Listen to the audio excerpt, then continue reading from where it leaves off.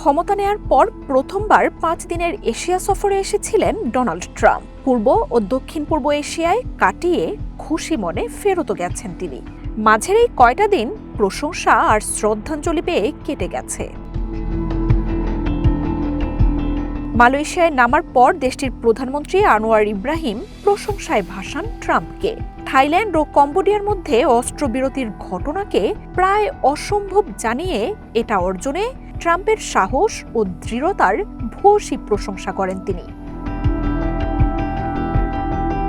এর পরের স্টপেজ ছিল জাপান, যেখানে সদ্য দায়িত্ব নেয়া প্রধানমন্ত্রী তাকাইচি ট্রাম্পের শান্তি স্থাপন প্রক্রিয়ায় কতটা অভিভূত তা প্রকাশ করেন। এমনকি আগাম নোবেল শান্তি পুরস্কারের জন্য তাকে মনোনয়নের কথাও জানান তাকাইচি। ট্রাম্প তাকে কতটা অনুপ্রাণিত করেন সেই ব্যাখ্যাও দেন আমেরিকার প্রেসিডেন্টকে।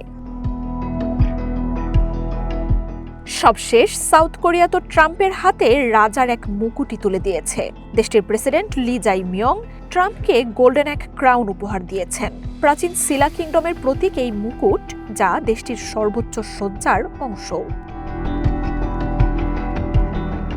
সন্তুষ্ট ট্রাম্প এই 3 দেশের সাথেই চূড়ান্ত করেছেন বাণিজ্য চুক্তি।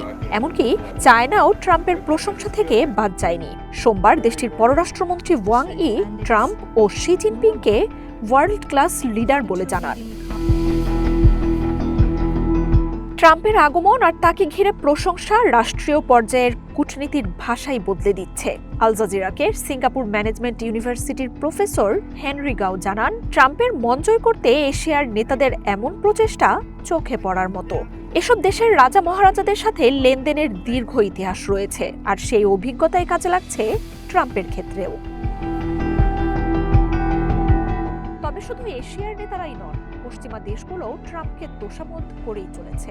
এমনকি নেটোর সেক্রেটারি তো ট্রাম্পকে ইসরায়েলের ড্যাডি বানিয়ে দিয়েছিলেন। গাজা সম্মেলনে ট্রাম্পকে প্রশংসায় ভাসিয়ে ফেলেন পাকিস্তানের প্রধানমন্ত্রীও।